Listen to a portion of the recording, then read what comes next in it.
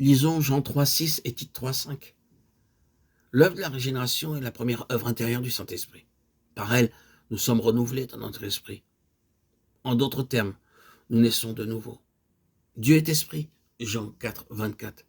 Si nous voulons connaître et entendre Dieu, si nous voulons le contacter, le sentir, c'est seulement par notre esprit que nous pouvons le connaître.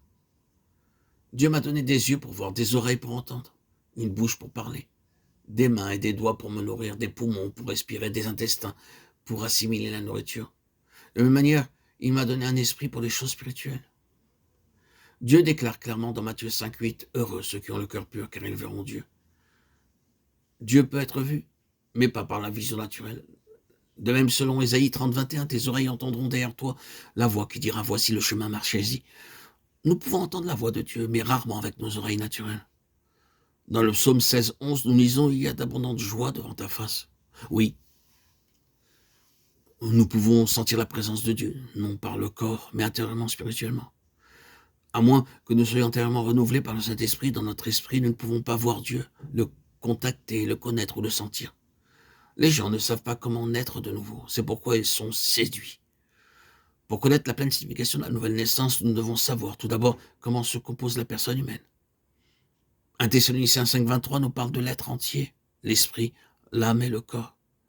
Dans Genèse 2,7, Dieu fit d'abord un corps de poussière et ce fut par son propre souffle que l'esprit humain entra dans ce corps et l'homme devint une âme vivante. Chaque être humain est composé de 3 parties. Nous avons un corps, une âme et un esprit. Lorsque Dieu vient en nous ou en moi, il ne peut venir que par l'esprit.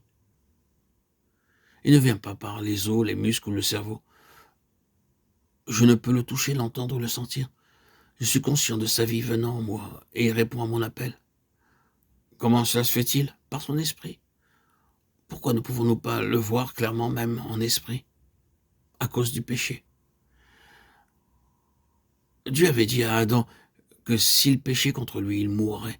À cause du péché, l'homme a subi une triple dégradation et son esprit est mort, car la mort est entrée dans son esprit. Si je veux commettre un péché quel qu'il soit, je dois tuer ma conscience. Si ma bouche dit des mensonges, ma conscience m'aiguillonne me disant maintenant, ne dis pas de mensonges, ne sois pas en colère, n'aie pas de haine envers un tel ou un tel.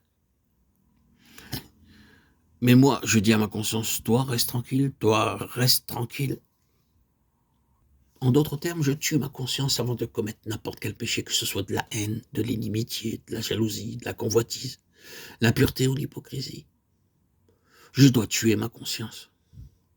Autrement dit, nous introduisons la mort dans notre esprit, car la conscience est une partie de l'esprit.